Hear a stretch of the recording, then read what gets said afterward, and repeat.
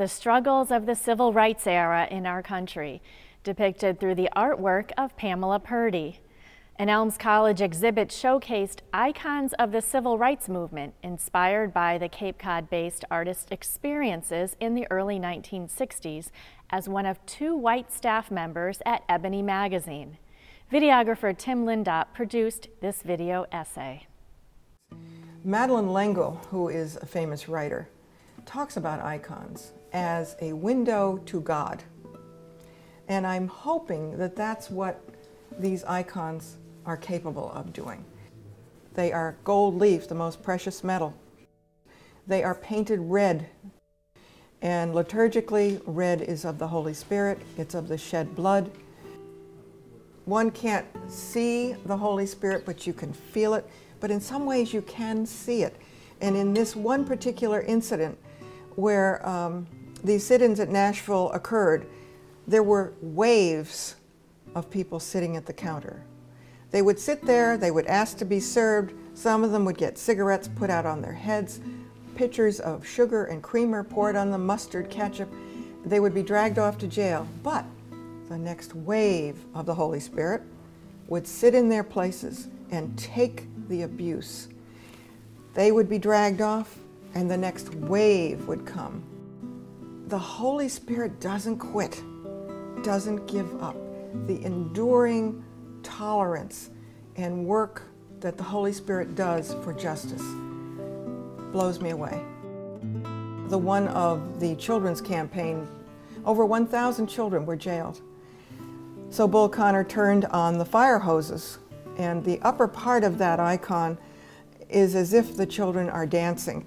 Even though the power of those hoses could take the bark off of a tree, there's something so spiritual about the image of those children dancing in the midst of all that hatred and all that high-powered hose.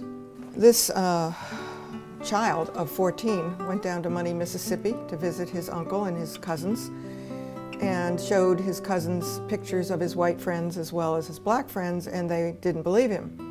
The South was a very segregated area compared to Chicago. They challenged him to go into a convenience store and buy something from the white woman behind the counter. Well, the white woman happened to be Caroline Bryant, her husband Roy Bryant, a Klan member. He went in, bought something from her, actually pressed the money into her hand, and whistled and said, "Bye, babe," as he left. Roy Bryant and his half-brother J.W. Milan showed up at the house, asked Mose Wright, the uncle, "Where is Emmett Till?" He said, "He's sleeping," and they went right upstairs and pulled him out of bed, tortured and murdered him, and threw him in the Tallahatchie River with a 75-pound cotton gin barbed wire to his neck. The body that was pulled out, they found other pieces of human bodies. It had been a dumping ground for years. He is known as the modern-day Moses.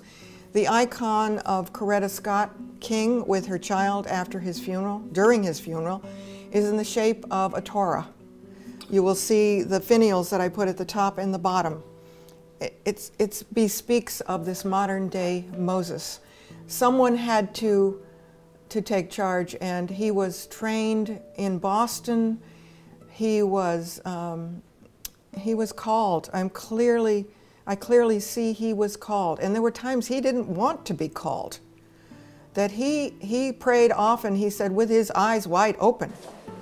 People of all walks of life, Catholics, Protestants, Episcopalians, Jews, these people rose above horrible evil and terrible assassinations, lynchings, murders, and they chose nonviolence and the path of transformative love.